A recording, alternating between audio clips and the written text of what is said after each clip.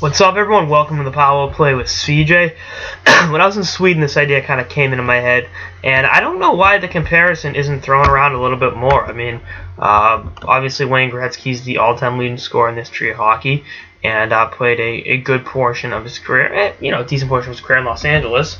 And the NBA's all-time leading scorer is the great Lou Alcindor, a.k.a. Kareem Abdul-Jabbar, who played the majority of his career with the LA Lakers. And the difference is Kareem won one in Milwaukee, one championship, and then I believe 5 in LA with Magic Johnson. And Gretzky obviously got his rings all in Edmonton. But, I think it's definitely an intriguing thing when you look at it. They both have statues outside the Staples Center. They're both among the greatest of all time. Well, I think the other irony is they're both the all-time leading scorer in the history of the game, of their respective games.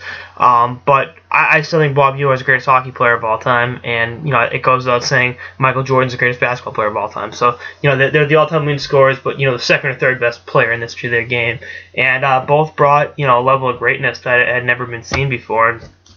I think you look at the work Gretzky's done, maybe indirectly, with the growth of hockey in Southern California. More and more pro prospects are coming from places like LA and Orange County.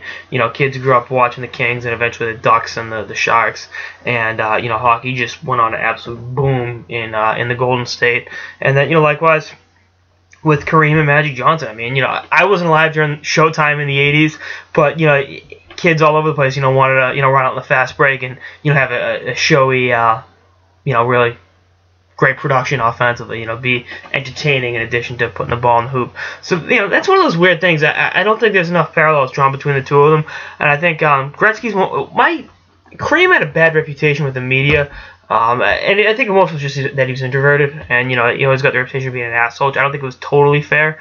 But again, I think Kareem's a pretty cool dude. I mean, anytime you have a chance to read up on him, he's one of those guys. He's 7'2". He's the tallest guy in the Basketball Hall of Fame, but his IQ and feel for the game was, would have gotten him in the Hall of Fame and made him one of the great players, regardless of how big he was.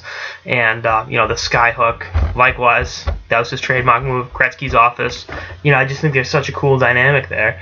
And the fact that they both have statues outside the Staples Center is definitely a testament to their greatness and their impact on the sports scene in Los Angeles. So figured I'd just rant about that for 2.5, 3 minutes.